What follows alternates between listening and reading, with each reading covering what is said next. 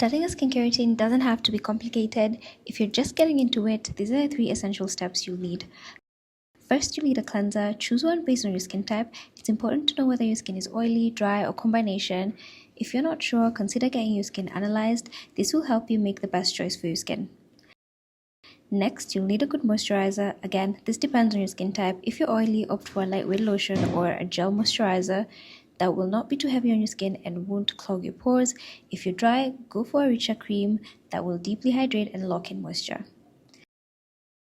And finally, you'll need a sunscreen. Go for an SPF 30 or higher, and remember to reapply every 2 hours to keep your skin protected from sun damage. Start with these 3 basics and you've got yourself a simple, effective routine that actually works.